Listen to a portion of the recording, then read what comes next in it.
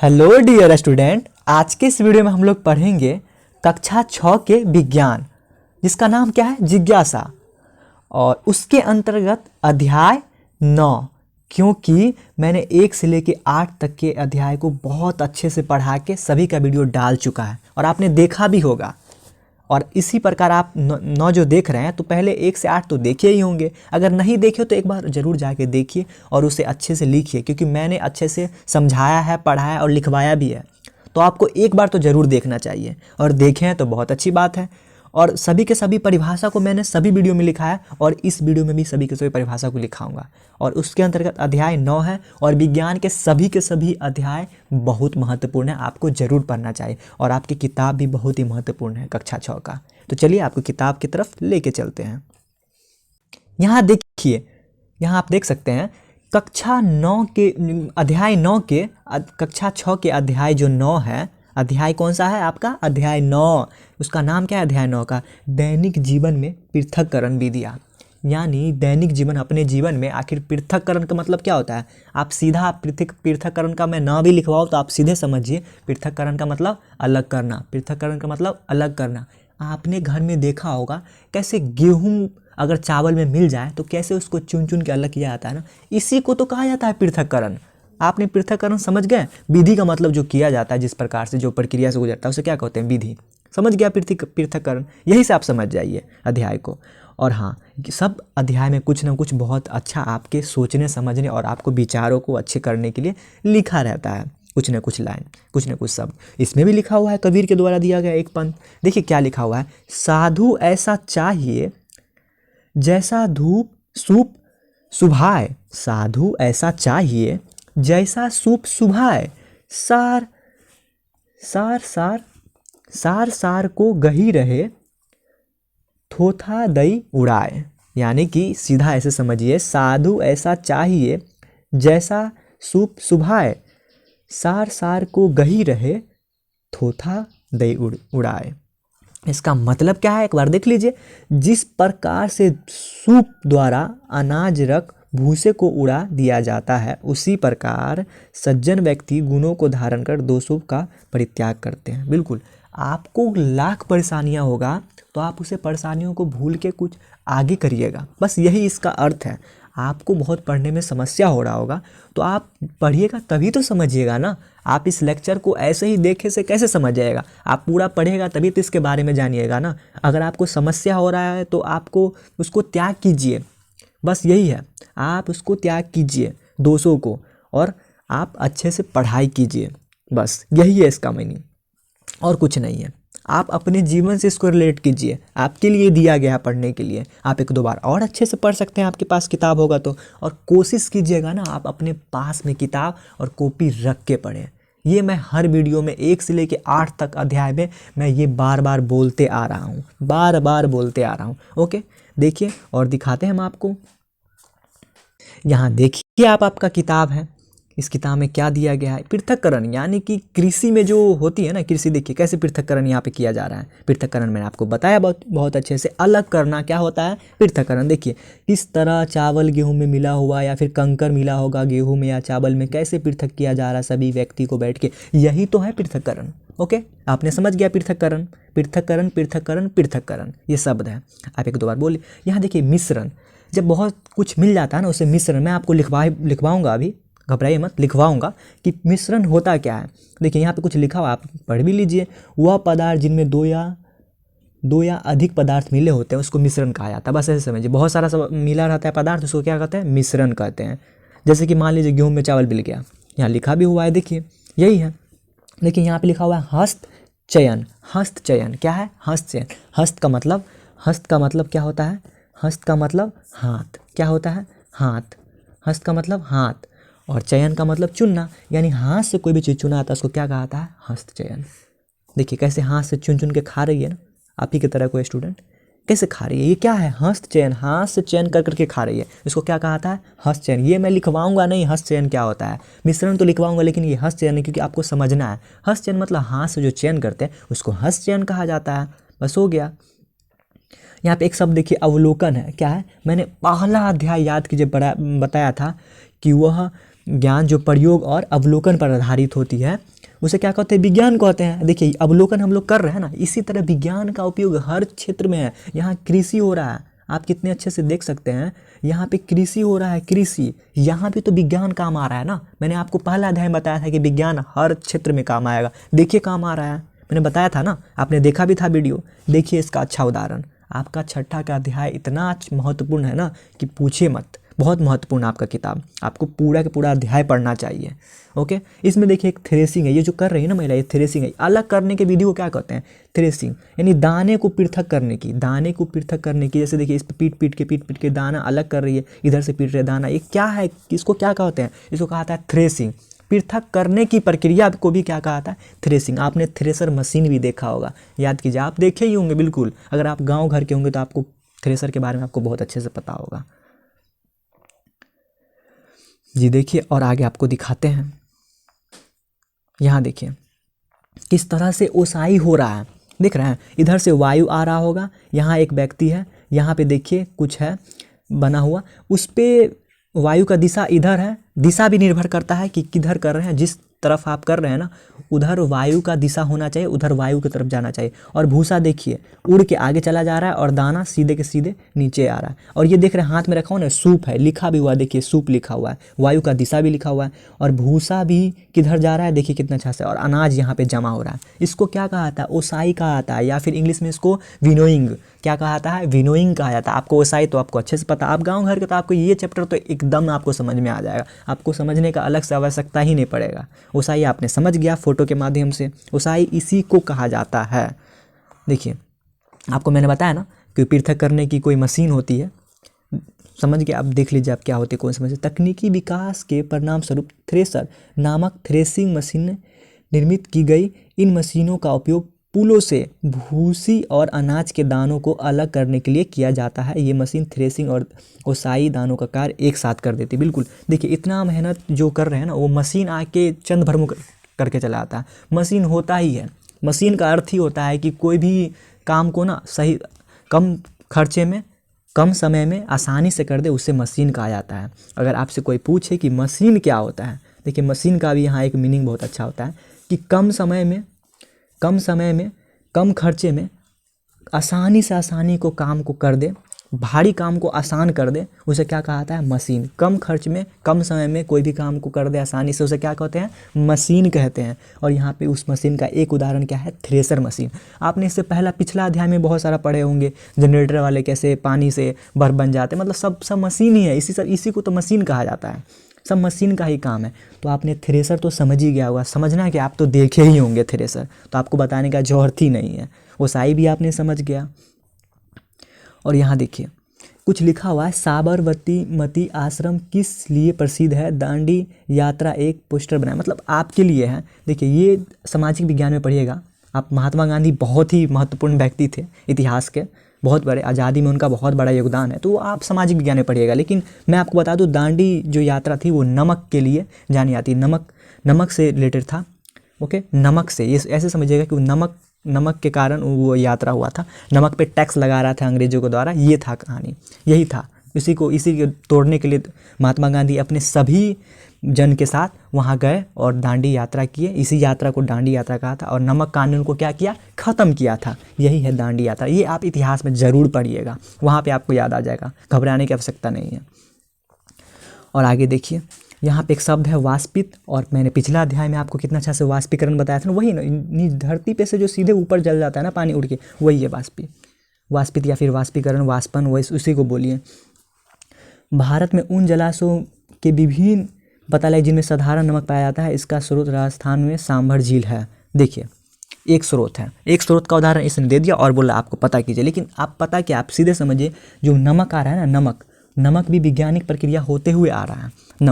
नमक क्या है, नमक जो है ये समुद्र से बनता है। आपसे कोई पूछे कहाँ से आता है नमक, समुद्र से। कहाँ से, समुद्र से। उसका एक उदाहरण है राजस्थान। देखिए जैसे आप किसी न किसी राज्य में रहते हैं, उसी तरह एक राज्य का नाम क्या है, राजस्थान। उसमें झील का है सांभर झील, यानी आपसे कोई पूछे कि सांभर झील कहाँ है तो बोलेगा राजस्थान में। एक और झील का नाम है पुष्कर झील, वो भी राजस्थान में है। तो सांभर झील कहाँ है, आपकी किताब में जो है वही पढ़ना है। सांभर झील कहाँ है, राजस्थान में। सांभर झील कहाँ है, राजस्थान में। सांभर झील कहाँ है, राजस्थान में सांभर झील है। और वहाँ उसका उदाहरण है जिसमें नमक का कुछ अंश है, साधारण नमक का। ओके, बस यही था। और देखिए पानी का कुछ, देखिए सूखने से पहले पानी और सूखने के बाद किस तरह हो जाता है। देखिए सूखने से पहले पानी कैसा रहता है, ऐसा रहता है, सूखने के बाद कुछ इस तरह हो जाता है। उसका कलाकृति देखिए किस तरह से रहता है। पानी का दृश्य आपने तो देखा ही होगा, आपको समझाने का कोई आवश्यकता इसमें है ही नहीं ज़्यादा।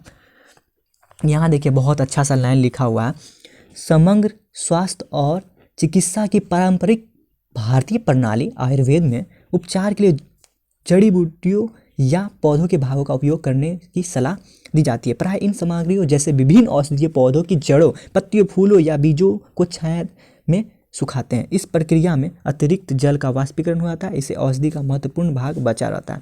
यानी कि औषधि बनाया जाता है ना, उसमें जो जड़ी बूटी होते हैं उसको भी पृथक्करण करके सभी प्रक्रिया से होकर गुजरना पड़ता है, यही बताया जाता है। सामग्री क्या होता है मैंने पहले समझा दिया था आपको अच्छे से। औषधि क्या होता है मैंने बताया था किसी न किसी अध्याय में, आप पढ़े होंगे।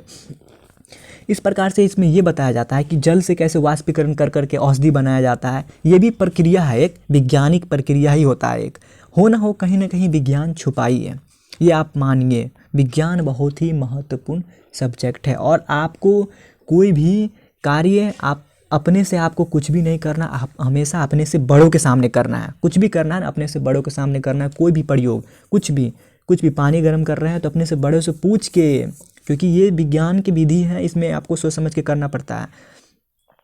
यहाँ एक देखिए निस्तारण, दिख रहा है निस्तारण क्या होता है कैसे। देखिए चाय से चाय हम लोग निकालते हैं और चाय पत्ती उसमें जमा होकर बच जाता है ना, इस प्रक्रिया को क्या कहते हैं, निस्तारण।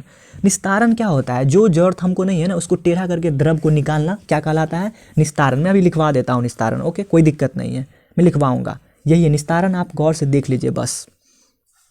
एक अवसादन भी होता है, जैसे कि ठोस और द्रव के मिश्रण में भारी एवं नीचे बैठ जाता है। जब ठोस और द्रव को मिलाते हैं, देखिए ठोस और द्रव को मिलाया हुआ था, इसमें भारी जल बैठ गया और इस प्रक्रिया को क्या कहा था, अवसादन या फिर सेडिमेंटेशन या फिर अवसादन। जमा हो गया अवसादन और इसको हटाया जाता है, थोड़ा सा तिरछा करके जो गिराया जाता है, इसको क्या कहा जाता है, निस्तारण।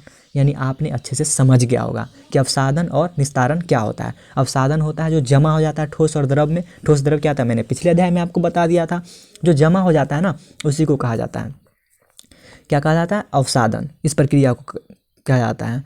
तो आपको लिखवा देता हूँ कुछ पॉइंट और फिर से यहाँ पे आएंगे, हम देखेंगे। यहाँ पे एक और शब्द देख ही लीजिए, क्या लिखा हुआ है, निस्यंदन। निस्यंदन क्या लिखा हुआ है, निस्यंदन। चाय से चाय की पत्तियां पृथक करने की प्रक्रिया को क्या कहते हैं, निस्यंदन। क्या कहते हैं, निस्यंदन। क्या कहते हैं, निस्यंदन। मतलब अलग करने की, हर जगह पे अलग करने की प्रक्रिया होता है, उसका कुछ ना कुछ नाम होता है। हर कुछ का आप ऐसे, जैसे कि अगर आप हाथ से चुन के हटा रहे हैं ना तो उसको सीधे निस्यंदन मत बोल दीजिएगा, उसको वहाँ पे हस्त चयन कहा जाता है, यानी चुनना कहा जाता है। यानी हर जगह पे कुछ ना कुछ अच्छा मीनिंग होता है। विज्ञान पढ़ें तो आपको क्या फ़ायदा विज्ञान पढ़ के, जब आप सभी शब्द बोल ही नहीं पाए। यही होता है इसका मतलब। और देखिए यहाँ पे कुछ लिखा हुआ है, देखिए फिल्टर पत्र के अतिरिक्त कपास, चारकोल, रेत इत्यादि अनेक सामग्रियों का उपयोग निस्यंदक के रूप में किया जा सकता है। निस्यंदक का चुनाव पृथक की जाने वाली सामग्री के कणों के आकार पर निर्भर करती है। बिल्कुल, निस्यंदक मतलब अलग करना, सीधा समझिए। ये सब क्या है, कपास, चारकोल, रेत, ये सब क्या है, ये सभी के सभी क्या है, ये सभी एक पदार्थ बता रहा है कि कैसे निस्यंदक इसका इसमें इस्तेमाल किया जाता है। अब थोड़ा सा आपको लिखवा देते हैं। देखिए यहाँ सबसे पहले देख लीजिए कि मिश्रण क्या होता है। मिश्रण मैंने पहले बताया, अब यहाँ पे आपको लिखना भी है। मिश्रण, दो या दो से अधिक पदार्थ जब मिलते हैं ना उसको क्या कहा था, मिश्रण। जब दो या दो, जैसे कि नमक और पानी को मिला दीजिए, क्या हो गया, मिश्रण। सीधे दो को, जैसे चावल को मिला दीजिए, क्या हो गया, वो मिश्रण हो गया। यानी दो पदार्थ मिलकर कोई नया पदार्थ बना, उसको क्या कहा जाता है, मिश्रण। तो आपने मिश्रण समझ गया होगा। थ्रेसिंग मैंने आपको दिखाया वहाँ फोटो, वह प्रक्रिया जिसमें अनाज के फूलों को पीट कर उसमें अनाज पृथक किया जाता है। पीट कर जो किया जाता है उसको क्या कहते हैं, थ्रेसिंग। ये भी मैंने आपको समझा। आपको लिखना है, सभी के सभी पेज को लिखना है। जी हाँ, आपको वीडियो को रोक के लिखना है, लिखना ही पड़ेगा। और देखिए ओसाई, मिश्रण में से भारी और हल्के अवयव को हवा या फूंक मारकर पृथक करने की क्रिया को क्या कहते हैं, ओसाई। मैंने फोटो भी दिखाया ओसाई का, कैसे ऐसे करके हवा आते रहता है, वहाँ पे खड़ा होकर यहाँ से गिराते हैं दाना एक तरफ, भूसा एक तरफ, उसको ओसाई कहते हैं। ओके, आपने ओसाई भी समझ गया। और एक है अवसादन, ठोस और द्रव के मिश्रण में भारी अवयव नीचे जो बैठ जाता है उसको क्या कहते हैं, अवसादन या फिर सेडिमेंटेशन। ओके, तो आपको इस सभी के सभी जो दिख रहा है ना, 1 2 3 4, ये सभी के सभी जो है ना लाइन, सभी को आपको अच्छे से कॉपी में नोट डाउन करना है। ओके, इस अध्याय में अध्याय 9 लिख के ये सब लिखना है। ये सभी अध्याय में बताता हूँ अच्छे से कैसे लिखना है। ओके, यहाँ आप देखिए आगे निस्तारण भी मैंने बहुत अच्छे से समझाया था। निस्तारण का उदाहरण ये दिखाया भी था कि कैसे अलग किया था। जब बर्तन को तिरछा करके जल हटाया जाता है ना, तो उसको क्या कहते हैं, इसमें जल ही तो हटा रहे, चाय क्या है, जल है। मैंने पिछला अध्याय में बताया था कि जल क्या होता है, जल को कैसे हम लोग इस्तेमाल करते हैं, सब बताया था आपको। तो देखिए क्या है, जब बर्तन को तिरछा करके जल हटाया तो उसको क्या कहते हैं, निस्तारण। क्या कहते हैं, निस्तारण। क्या कहते हैं, निस्तारण। आपने समझ गया, इसको लिखना है आपको। जी हाँ, इसको लिखना है आपको। यहाँ देखिए एक नीचे लिखा हुआ है चुंबकीय पृथक्करण। आपको याद है मैंने चुंबक के बारे में इतिहास सहित इतने अच्छे से चुंबकीय और चुंबकीय क्या होता है ना, मैंने एक एक लाइन समझाया था, लिखवाया था और बहुत अच्छे से समझाया था, कहानी तक बताया था चुंबक का कि कैसे बना। तो ऐसे ही चुंबक पृथक्करण, नॉर्मल चुंबक का उपयोग करके चुंबकीय और चुंबकीय पदार्थों को पृथक करने की क्या कहते हैं, चुंबकीयकरण कहते हैं, चुंबकीय पृथक्करण कहते हैं। ओके, चुंबकीय पृथक्करण क्या कहते हैं, देखिए यहाँ पे उदाहरण देख लीजिए। इसमें कुछ लोहा निकल कोबाल्ट टाइप का होगा, यहाँ पे चुंबक लगा होगा, इसको इसमें से खींच लिया जाएगा मशीन के द्वारा। क्या हो गया यहाँ पे, पृथक्करण। पृथक्करण का मतलब सीधा क्या है, अलग करना, सीधा बात क्या है, अलग करना। और एक अंत में और देखिए निस्यंदन। निस्यंदन क्या होता है, निस्यंदन क्या होता है, अघुलनशील। क्या है यहाँ पे, अघुलनशील लिखना है आपको। क्या लिखना है यहाँ पे अघुलनशील लिखा हुआ है, लिखना आपको, लिखना है लिखना अच्छे से, अघुलनशील। अघुलनशील लिखना है आपको, अच्छे से लिखना है, अघुलनशील। ठोस अवयव को द्रव से पृथक करने के लिए किया था किसका उपयोग, निस्यंदन का उपयोग किया था। किसका किया था, निस्यंदन का। तो आपने निस्यंदन भी समझ गया, चुंबकीय पृथक्करण भी समझ गया, निस्तारण भी समझ गया। इस सभी को लिखना है कॉपी में, जी बिल्कुल लिखना है। और आपने समझ भी गया चुंबकीय पृथक्करण क्या होता है। और इस प्रकार आपको थोड़ा सा और अध्याय दिखा देते हैं। आपने क्या क्या आज सीखा है, मिश्रण सीखा, थ्रेसिंग सीखा, ओसाई सीखा, अवसाधन को लिखवाया है ये समय, निस्तारण, चुंबकीय पृथक्करण, निस्यंदन, ये सब क्या है, लिखवाया मैंने। ये रही आपकी किताब, आप देख सकते हैं यहाँ पे कुछ लिखा हुआ है, आप किताब में देख लीजिए। पेज नंबर कितना है, पेज नंबर देखिए 166 में लिखा हुआ है। कुछ दिखा देते हैं हम आपको, क्या लिखा हुआ है।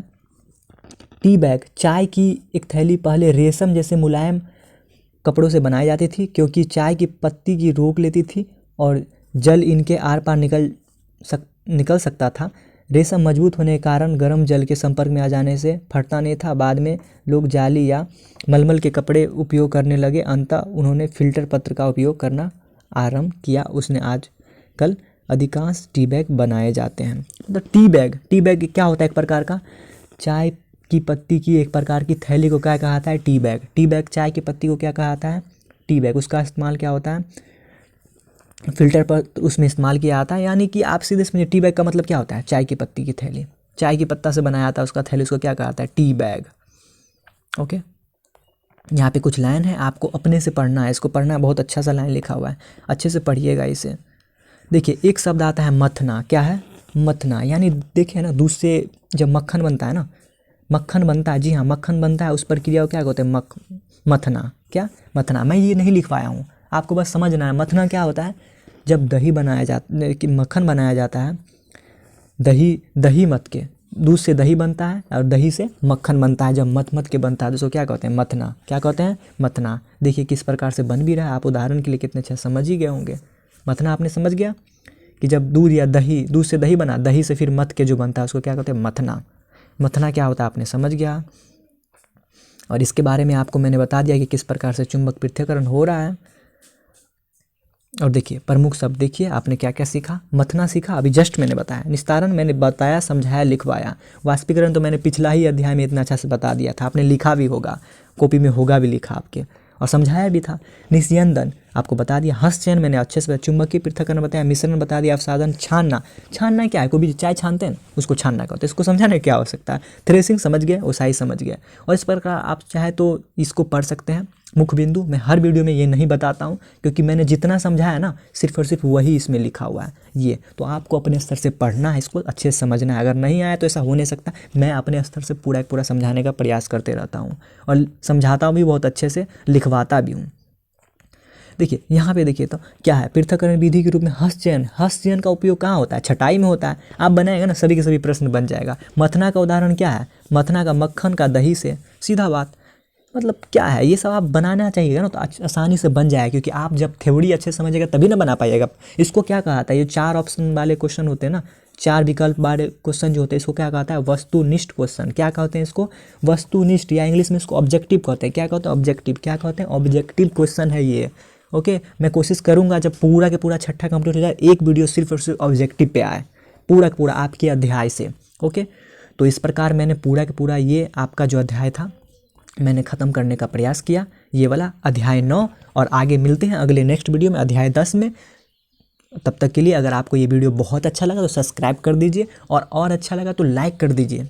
हमारे चैनल को लाइक कर दीजिए, हमारे वीडियो को लाइक कर दीजिए और हमारे चैनल को सब्सक्राइब अवश्य कर दीजिए। धन्यवाद, सब्सक्राइब कर दीजिए।